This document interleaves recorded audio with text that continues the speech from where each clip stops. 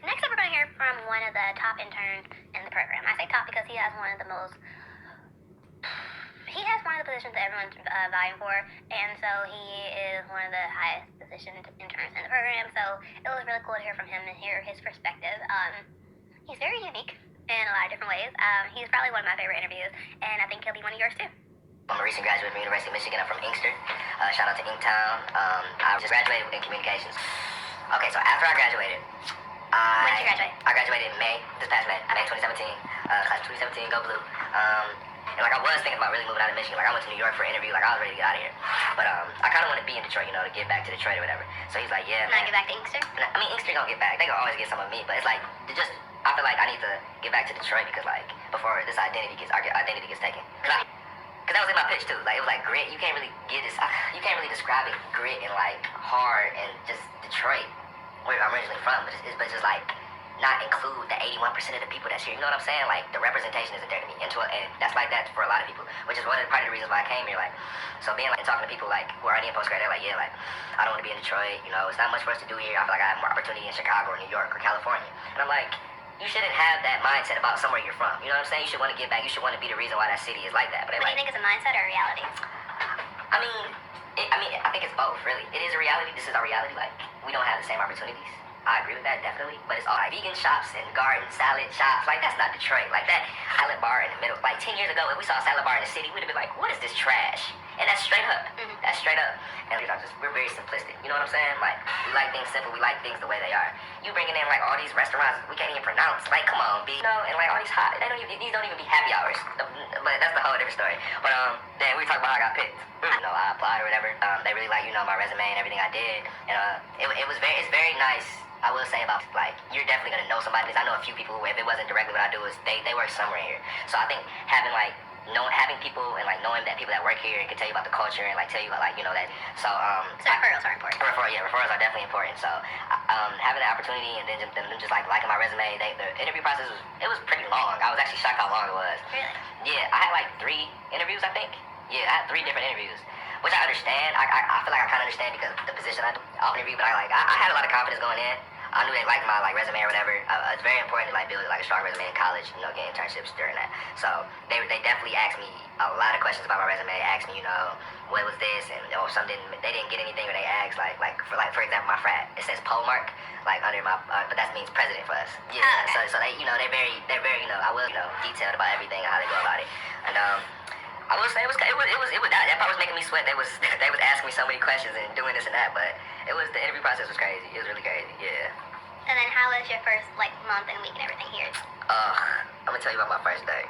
My first day, you go to job like half the day, so like a little introductory that you have for the company.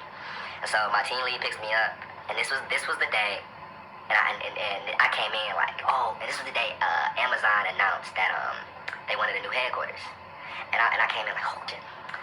As soon as I see my team lead, you know, he picked me up, we walking, he's just telling me, like, oh, what's going on, man, nice to meet you, like, so this is what we're gonna do, he's talking about, like, things, like, well, now what we got on, he's like, yeah, so, like, Amazon, he's like, yeah, man, like, I pitched him, I'm like, yeah, bro, yeah, bro, that can create, like, $50 million, $50,000 jobs for the city, blah, blah, blah, I knew all the facts, because I was ready to pitch it, and so, I went in the office my first day, got to meet everybody, you know, he showed me the gist of everything I was doing, and he was like, had an Amazon meeting that night, all the main people, and my first day, I was in I'm pretty sure it was the first Amazon, it was definitely the first Amazon meeting.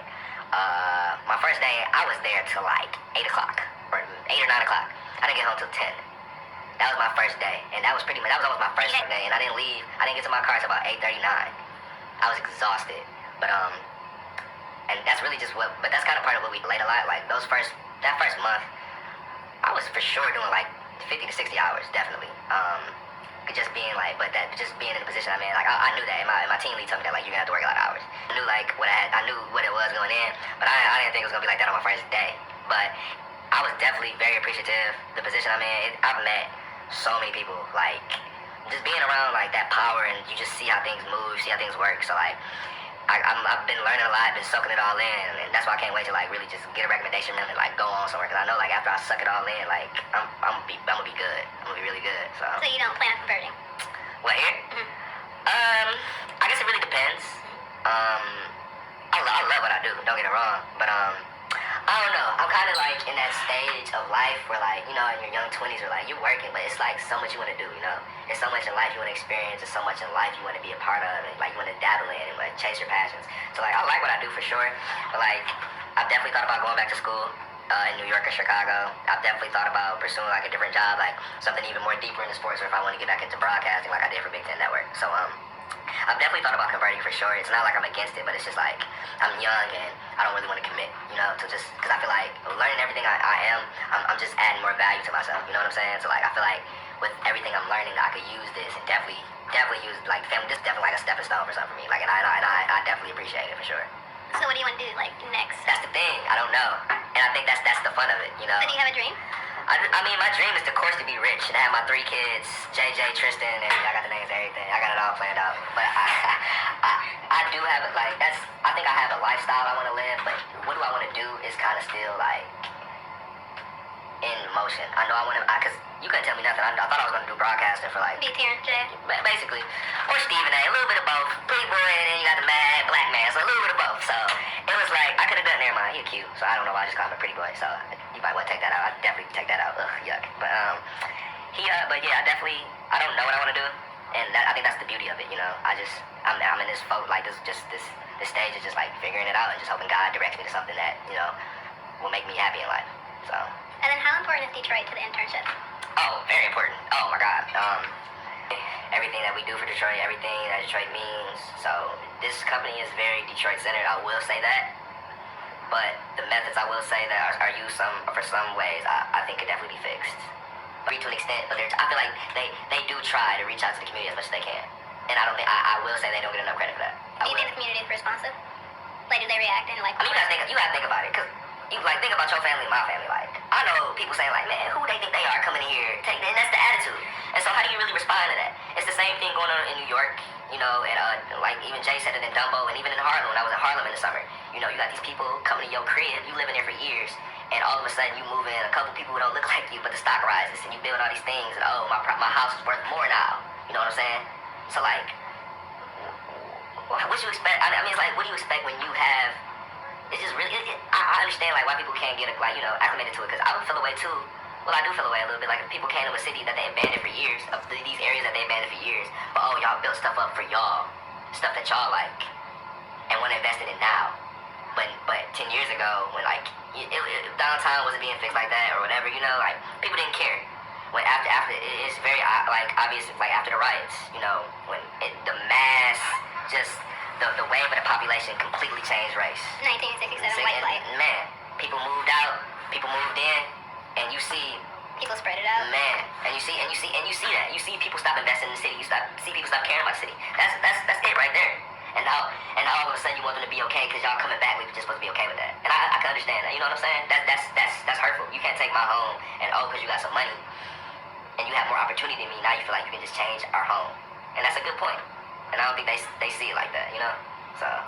And then switching gears. Okay, so how important is code switching here? Very. Okay. Very. I don't talk like this up there, down there. You know what? I know you know what bet means. Like when somebody say, "Oh yeah, you bet." Oh, bet. Yeah. Bet. I said that to my team lead. He didn't even know what that meant. He told me something. I was like, it was over text. So we real. And one thing I do like, the atmosphere is very chill. Like in my interview, like people were cussing to me. I'm like, okay, y'all cussing to me. Okay, so I'm like, okay, so should I be like, shit? Should I say something too, like to make it feel like I'm coming? You know what I'm saying? So I will say, like, you know, I don't have to hold back like what I'm thinking, like as in like, you know, cuss wise. Which isn't good, because I don't think that's good for culture, but like, everybody do it here, which is funny. But, acting like, it's just a difference between like, Vaughn, what do you need? Yeah, I barely talk when I'm down there. But when I'm out, like with my homies, I'm the most talkative one. You can ask anybody, they're like, Javon, don't shut up. Vaughn, don't shut up. So like, code switching is definitely very important because, like you see, he didn't even know what that means. So it's obvious culture differences. And then you gotta think about, black culture isn't really the mainstream white culture is. White culture is normalized. But hip hop is. It is, but like the white culture, that's what's normal if you think about it. Normal behavior is white people, how they act. That's what's always been engraved in us. And yes, some aspects of black culture is definitely the most influential for sure. I agree with you, but it's been built in over pretty much since the dawn of time. That, you know, not the dawn of time, but like since white people started, you know, doing colonization. You know what I'm saying? And that's just straight up. That's what's normal. So like, I don't act normal all the time, or like I don't act like them. I don't talk like them. I don't have the same experience as them. So code switching is definitely very important. I can't come here acting like I'm from the hood, talking like that. Like, and I understand that definitely. I went to U of M. I understand it deeply.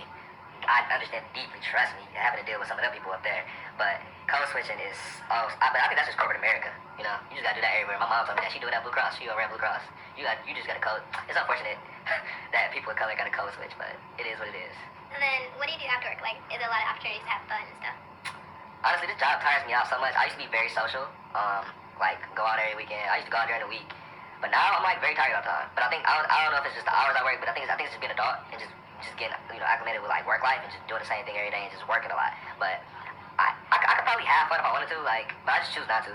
Like I might go out every once in a while, might go like to one of my frat things, to a tailgate or whatever at U of M, but like myself doing stuff. I know mortgage bankers though, they don't have lives.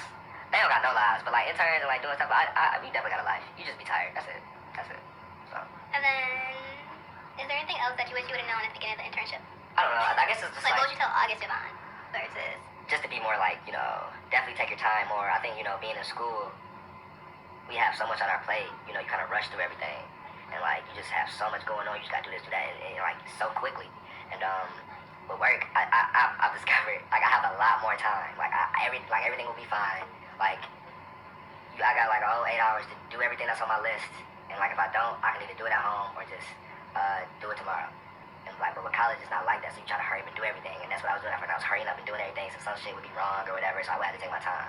So that's one thing I need like mistake management, like going over things and like that. Like, even though like, when you read a paper or whatever in school, they say go over, you do it. But in work, it means something else, because if you don't go over it, like, it can mean a totally different email. Yeah, totally something different in an email or over a text. So that's one thing I definitely wish I known myself. Do you miss school? Oh, hell yeah. Like, I don't miss the work. Of course not, because that was brutal. But I miss like, having fun. I miss being around my friends every day. I miss living at the Kappa house. I miss stuff like that, I miss the experience. The experience of college. Not the school work. The work was horrible, shitty, and made me cry and depressed and that. But I miss the experience for sure, definitely. Yeah. All right, well, that was all the questions. Sorry, dope, cool. Yeah. All right.